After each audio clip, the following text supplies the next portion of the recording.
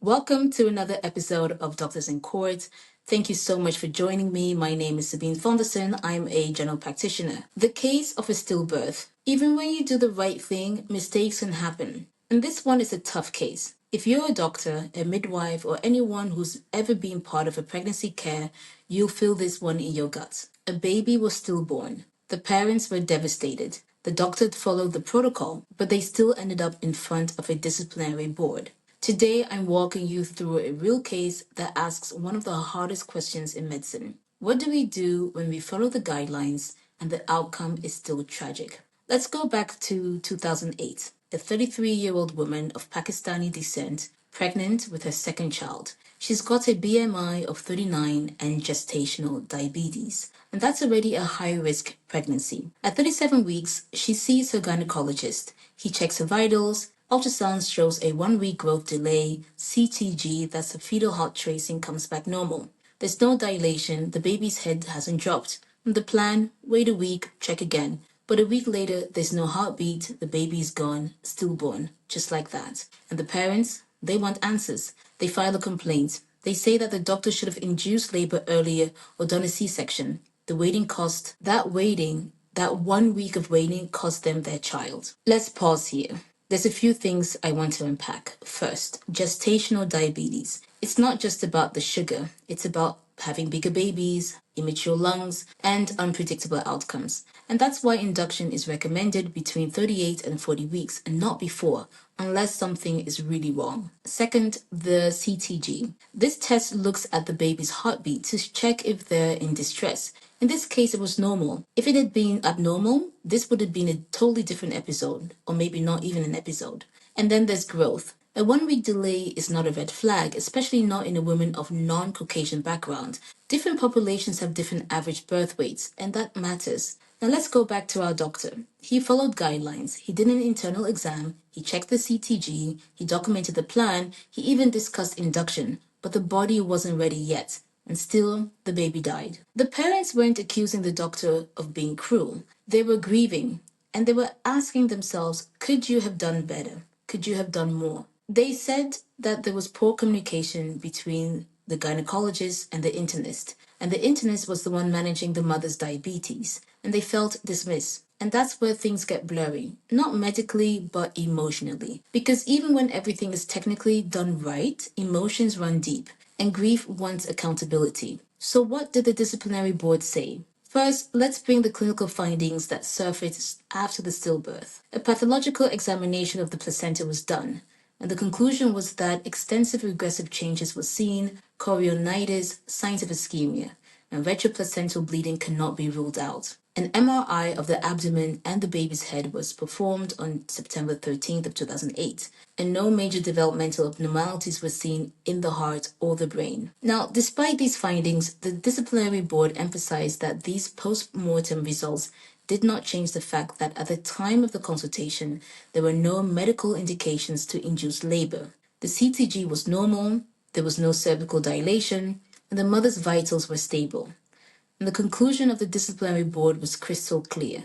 It is deeply tragic what happened to the complainants, but the doctor did not act in violation of the professional standards expected of a gynecologist. The fact that, as he himself stated during the hearing, he could in future pregnancies err on the side of caution, and indeed did so in the complainant's subsequent pregnancy at another hospital, does not change the conclusion. The complaint was therefore declared unfounded and dismissed. Let's clarify some key medical terms. CTG, that's a cardiotocography. It checks the baby's heartbeat and movements. It's our window into fetal well-being, and in this case, it was normal. Ischemia, that's a lack of blood flow.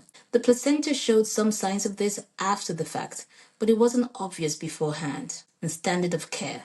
This is the legal and ethical line we walk. Did the doctor act the way any reasonably competent colleague would have under similar circumstances? That is a test. I have 3 questions I want you to think about. If the outcome is tragic, but the care was technically right, should the doctor still be held accountable? It's one of the hardest things to reconcile in medicine. Emotionally, it feels like someone must be accountable. But professionally, we have to ask whether the care was safe. Was it reasonable? And did it align with current standards? If it was, as it was in this case, then accountability shifts from the individual to the system. And sometimes we need to acknowledge that medicine cannot always guarantee the outcome, only the effort. Do we need better ways to personalize care for patients who don't fit the average? Whether that's due to ethnicity, weight, or underlying health issues. Well, absolutely. Guidelines are designed for the average, but most patients are anything but. Ethnic variations in birth weight, gestational complications in patients with high BMI, or multimorbidity, these should all push us to interpret data with more nuance. Personalized care isn't a luxury, it's safer care. When do we as clinicians need to override guidelines and just say, I know the book says to wait, but my gut says act now? When your experience, your clinical instinct, or your patient's distress tell you something isn't right, even if the numbers say otherwise, guidelines guide, they don't replace judgment. If you're considering acting outside the protocol, document your reasoning, discuss it with a colleague, and make the decision together if possible, but never ignore your gut. That's really wisdom in disguise. Here's what I'm taking away from this case. First of all, guidelines are necessary, but they don't remove the need for judgment. Secondly, communication, especially across specialties. I do this often if I don't understand a patient's complaint, or if I feel like a patient is complaining for too long and I've tried everything and nothing works, I seek help from other specialties. It's a lifeline. And finally, being right doesn't mean that you're safe from complaints. Unfortunately, in medical practice, people will complain even if you've done the right thing. And the best protection we have is documentation, compassion, and reflection. Before I end, I want to tie this particular case back to the evidence. A recent large-scale study published in Medicina in 2023 looked at over 50,000 pregnancies, including more than 2,000 with gestational diabetes. And their findings were that while gestational diabetes increases the risk of complications like preterm birth, macrosomia, and their findings were that while gestational diabetes increases the risk of complications like preterm birth, macrosomia, and NICU admission, and NICU means neonatal intensive care unit admission, it does not always. Before I end, let me tie this back to the evidence. A recent large-scale study published in Medicina 2023 looked at over 50,000 pregnancies, including more than 2,000 with gestational diabetes. The findings showed that while gestational diabetes is associated with things like preterm birth, macrosomia, oh, come on. Before I end, let me tie this back to some evidence. A recent large-scale study published in Medicina 2023 looked at over 50,000 pregnancies, including more than 2,000 with gestational diabetes. And their findings showed that while gestational diabetes increases the risk of complications like preterm birth, macrosomia, and NICU admission, it does not significantly raise the risk of stillbirth, not when managed properly in a multidisciplinary setting. The take-home message is this: gestational diabetes is complex, it requires monitoring, documentation, and often collaboration across specialties. The system works well when it's designed to do so. Unfortunately, in this case, there still was a loss.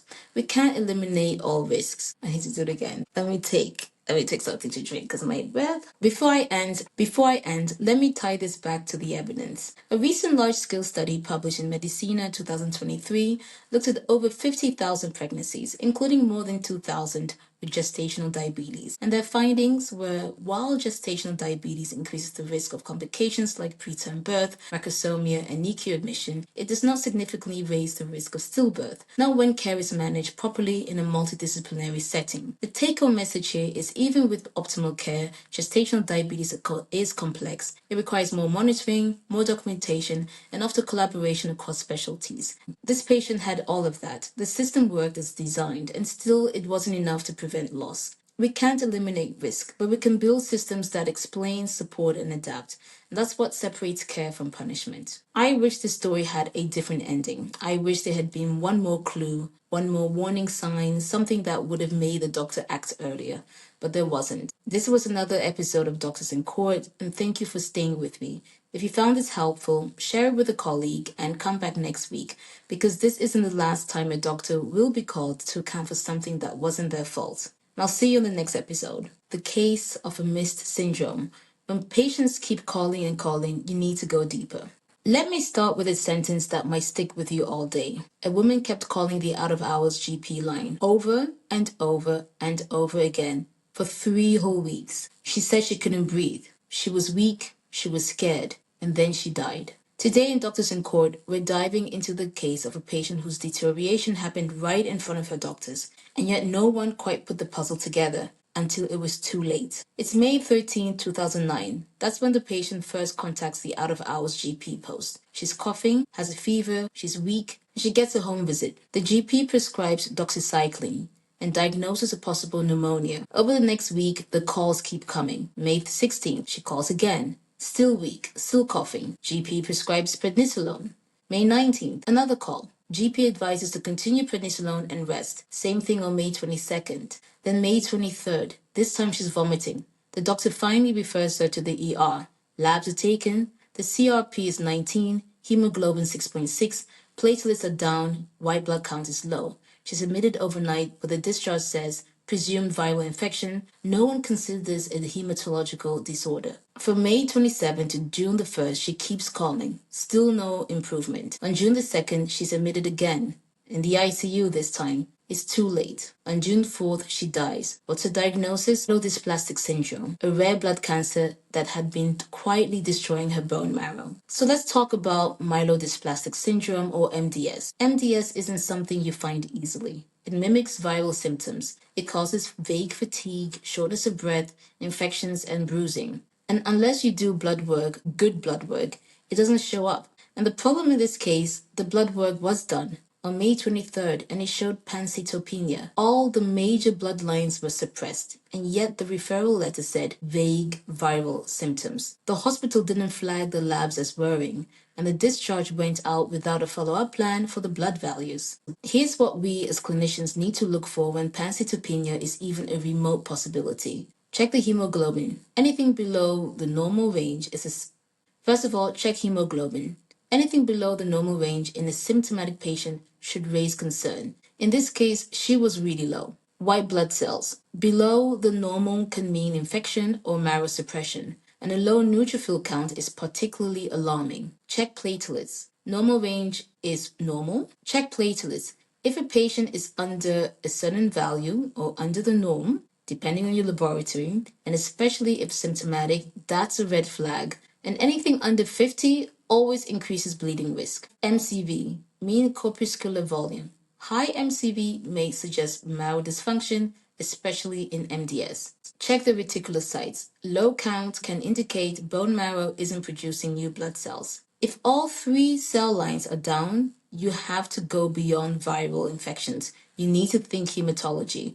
You have to think bone marrow biopsy. So what did the family think of the situation? Apart from being very angry, they were extremely upset, not just because their loved one died, but because they saw her trying to get help. She kept calling, and the GP kept saying, continue medication, give it time. And they said no one listened. She was deteriorating, she wasn't herself, and she was afraid. The father complained, accused the doctor of missing a life-threatening condition, of not acting on abnormal labs, of failing to coordinate follow-up care after discharge. The GP responded by saying, so what did the disciplinary board say? They acknowledged the complexity. They did not find a breach of care. The GP acted within the bounds of general practice. He documented his decisions, he referred appropriately, and the hospital did not communicate the lab findings directly. And while in hindsight, the signs of bone marrow failure was present, they were not obvious enough to constitute negligence. So what happened to the complaint? It was unfounded,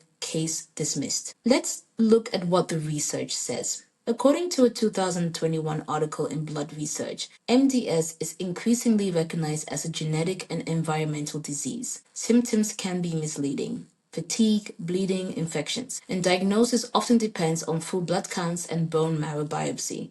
And here's the thing that can really cause a doctor to misdiagnose. Early signs of pancytopenia are often brushed off as viral or medication-induced, especially in primary care. Now, the article stresses the need for clinicians to think hematologically when faced with multilineage cytopenia, especially in older adults. So yes, this was a rare case, but it was catchable.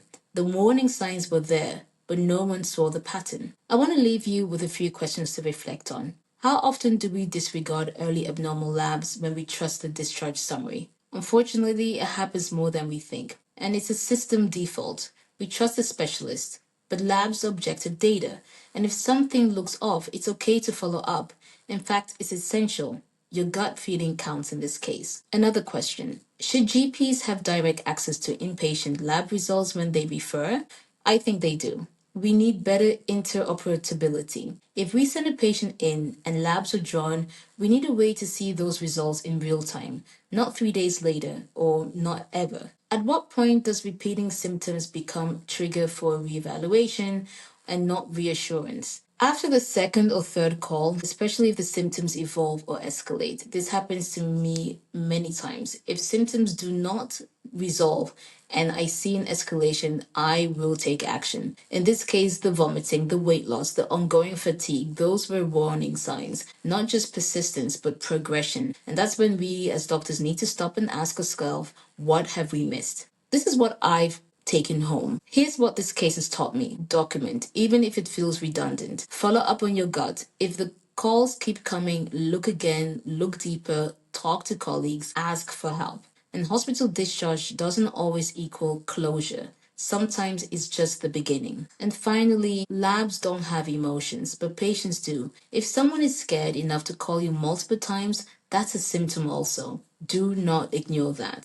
Thank you for joining me and the Doctors in Court. One patient, one story, real cases. It's also a lesson in listening. See you next week. Guys, thank you so much for joining. If you like this, subscribe and share it with a colleague. One case at a time, we can make a difference. This is Doctors in Court, and this episode is about power, perception, and the fine print of privacy. Let's rewind to October 2009. The patient, who I'll call Mr. Lammers, has been sick and he's on sick leave. He's been assessed by an insurance doctor for ongoing disability support. His GP, I'll call her Dr. Kamal, has been treating him for chronic fatigue and adjustment disorder.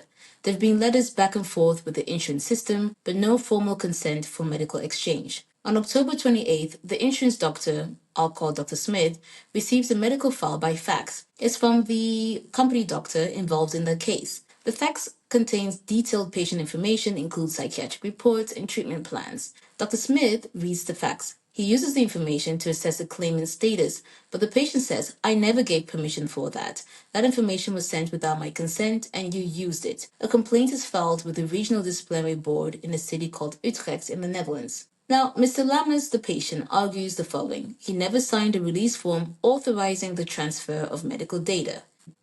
He had explicitly said he didn't want psychological information shared with the insurance doctor. The insurance doctor should have sent the fax back unopened or destroyed it. And by using this information, the doctor violated his privacy and the law protecting patient data, the Dutch Personal Data Protection Act. His GP, Dr. Kamal, supported his complaint, saying she had never consented for this information to be forwarded either. So let's take a look at what Dr. Smith said. Dr. Smith argued that he did not request the file. It arrived spontaneously from the company physician. Once he received it, he had a duty to assess its relevance, especially if it related to public benefit. He didn't share the data or disseminate it further. And he followed internal insurance medical procedures for handling unsolicited data. In his professional opinion, refusing to read incoming clinical information could be medically irresponsible. He maintained that his actions were reasonable given the context of social insurance medicine. Let's talk about what this means in practice. In the Netherlands, patients' privacy is protected under the Dutch Personal Data Protection Act. Medical data is extra sensitive. Even within care and insurance systems, doctors need explicit patient consent before sharing or using medical records unless there's a legal basis to override that. Unsolicited data, and that's tricky. The law doesn't say you must read it, but it also doesn't clearly say that you must destroy it either. The expectation is stop, verify, document.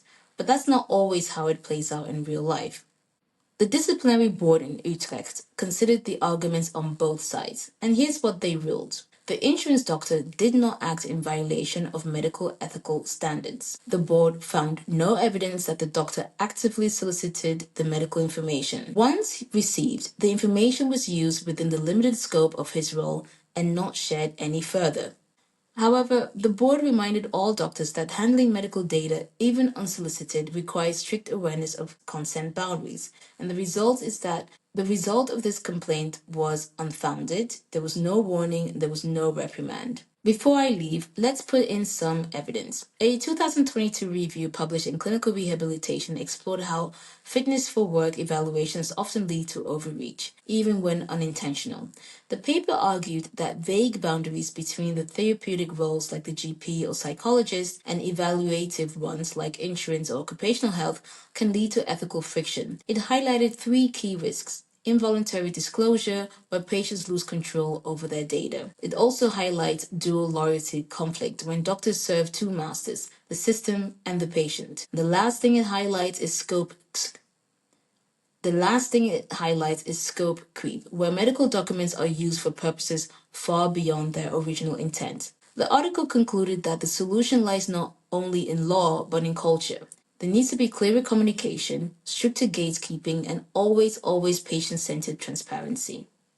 Let me ask you a few questions. If a fax with medical data lands on your desk without consent, should you read it? Honestly, it depends, but the safest route is to stop, document its arrival, notify your superior or privacy officer, and do not use it until consent is verified. Reading it may seem harmless, but it opens the door to unintended ethical breaches. Another question I want to ask you is it fair to expect insurance doctors to not use relevant data when it's dropped in their lap? It's understandable to want to use what you're given, but fairness isn't the same as legality. If you use data obtained without consent, you're putting yourself and your patient's trust at risk. The question isn't whether it's useful, it's whether it's yours to use.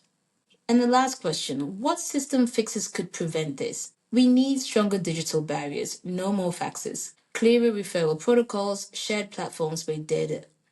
What I think we need are stronger digital barriers, no more faxes. That's just outdated. Clearer referral protocols are also needed, shared platforms where data access is consent driven, traceable, and patient approved. Also, ongoing training for insurance doctors on boundary management. So, here's what I'm walking away with from this case. If it's not your data, don't assume you're allowed to use it. And privacy isn't a checkbox, it's a culture. And when in doubt, document, pause, and ask yourself, because one well intentioned moment of curiosity can turn into a disciplinary hearing. We all want to help, we all want full information, but in social medicine, the lines are blurry and the consequences are sharp. You don't have to be wrong to end up in court, you just have to be unguarded. This was Doctors in Court. Subscribe, share with a colleague, and I'll see you next week for another story that proves medicine is never just clinical. But again, stay curious and stay careful. This case is about the novice doctor and the report the novice doctor wrote. Welcome to another case of Doctors in Court, where we're going to talk about the novice doctor and their report. Let me ask you this. If you recently graduated as a doctor and you're working under supervision and you issued a medical opinion based on written records, is that enough? What if you never saw the patient face to face? Welcome back to Doctors in Court. Today's story is about trust, not just between doctor and patient, but between a trainee and their supervisor. And it starts with a function report, no physical exam, and it ends with a complaint. A lesson in what it really means to be a doctor in training in the field. In 2009, a young physician, let's call her Dr. Noah, is working as a company doctor in training. She's been asked to complete a functional assessment form for work disability purposes. And the patient in this case, I'll call him Mr. Johnson, is someone with complex complaints, long medical history, neurological symptoms, psychological factors play a role, and Dr. Noah never physically examined Mr. Johnson. Instead, she reviews his files. A specialist reports, a colleague's prior notes, and under supervision, she drafts the functional medical assessment and files it. A few weeks later, a complaint lands on her desk. Mr. Johnson is furious. And why is he furious? Why is he furious? Well, Mr. Youngson argues that Dr. Noah never examined him. She made medical conclusions based solely on paper. She ignored his treating specialist's opinions, and she worked outside her authority as a trainee doctor. He never agreed to this process at all.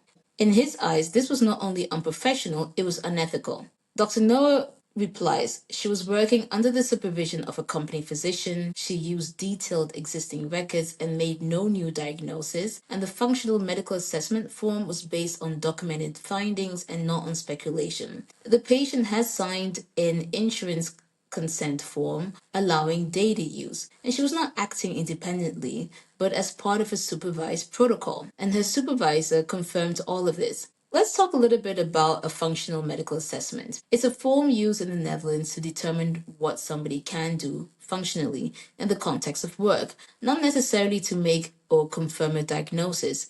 It often relies on a few things such as medical reports, employee feedback, and prior assessments. And while physical examination is preferred, it's not always required, especially if there's adequate recent data already on file. Also worth noting, being a trainee doctor in the Netherlands doesn't mean you can't contribute, it means you do so with supervision. So the disciplinary board looked closely at all their claims, and they found there was no evidence of negligence. There was no evidence of privacy breach. The patient had consented prior to data use, and there was no overstepping. The doctor stayed within the boundaries of a doctor in training. There was also no evidence of disregard of specialist input. Her conclusions were in line with documented opinions. And the key here is that she worked under supervision and followed protocol. The verdict for this complaint is dismissed and no action was taken. To give this some depth, I want to bring in Patricia Benner's classic framework from novice to expert. Now, Benner describes how clinical wisdom develops over time, from rule-based decision-making in new graduates to intuitive judgment in experienced professionals. In her model, novices rely on guidelines, documentation, and external validation. Advanced beginners start linking patient data with context. Competent clinicians can prioritize and synthesize on their own. Dr. Noah was right where she should have been, reviewing charts, following structure, checking in with her supervisor. And the lesson here isn't that she should have known more, it's that she operated safely within her stage of growth, and that matters just as much as the outcome. Let me leave you with a few questions to reflect on. Can you make a responsible clinical judgment without ever being near the patient or even seeing the patient? Sometimes you can, actually, especially in systems like insurance medicine where structured documentation is central. But again, transparency is key with your supervisor and with the patient if possible. Another question to reflect on. What is the role of supervision in protecting early career doctors? Supervision isn't just a formality, it's a safety net for the doctor, the patient, and the system. And it's our job as seniors to make sure our juniors know how to fall safely when things get hard. How do we balance respect for experience with room for growth? Well, we need both experience and growth. Patients deserve quality of care, but junior doctors deserve space to learn, given the boundaries, given good mentorship and reflection. One without the other breeds fear. Both together build clinicians with depth. So here's what I'm walking away with from this case. Don't confuse inexperience with incompetence. Trusting the system means trusting supervision, and most of all, clinical work is more than just doing. It's thinking, documenting, and communicating clearly. This complaint didn't stick, but it gave us all a moment to pause and ask, how do we prepare our new doctors for the real world without exposing them to legal fire? This was another Doctors in Court. One junior doctor, one complaint, and a system that worked. Not because she was perfect, but because she was supported. If this spoke to you, whether you're early in your career or guiding someone who is, share it, subscribe, and join me again for another real life case. Because accountability isn't about punishment, it's about learning. Until next time.